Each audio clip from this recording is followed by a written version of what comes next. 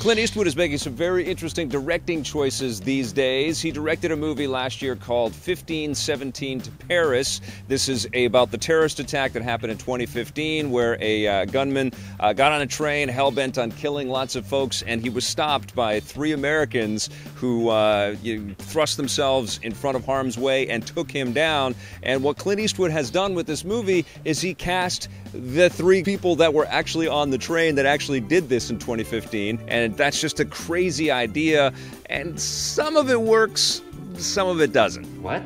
So Spencer Stone, Alex Skarlatos, and Anthony Sadler, three friends that sort of were from disparate parts of America. They went off to do different things and served in the military. Clint Eastwood on the behind-the-scenes stuff actually says that he cast these people because their faces were just too good, and they don't make faces like this, I think he famously says in there.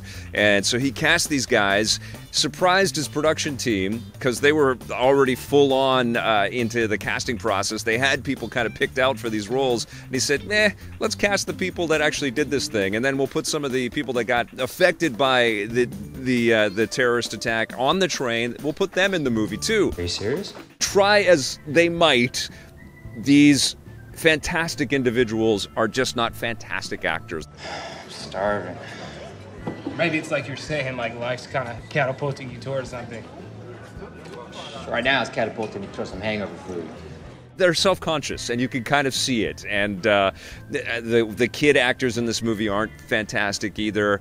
You know, Clint Eastwood famously likes to move things on at a clip, but Clint Eastwood always gets to work with super pros out there, and he gets his choice of the best actors in the world. It just doesn't gel. It doesn't come together as well as it should have.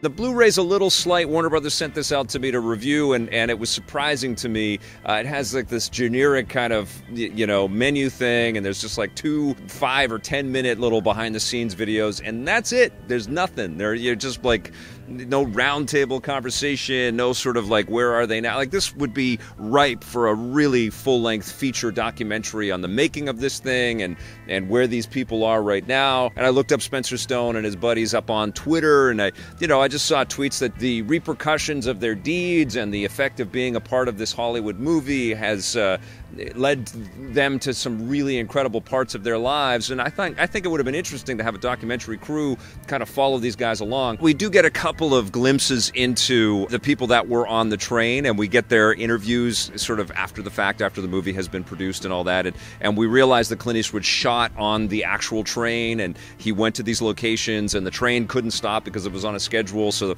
they had to shoot and then get off the train and shoot in platforms and then get back on a train. And some of these people were actually shot at, and they're interviewed, and we get a real human sense of the tragedy that was that unfolded but also was avoided. The movie didn't do that well at the box office, and the critical reception wasn't that strong. Still, for me, sitting in my cave watching this and sort of soaking it up and seeing the personalized details on what these guys did, these young, brave men did, it was really fascinating. I think if you're at all interested in the historical significance of this, or to see these real-life heroes portray themselves in a movie, I think you'll get something out of it. I'm going to give 1517 to Paris a 6 out of 10.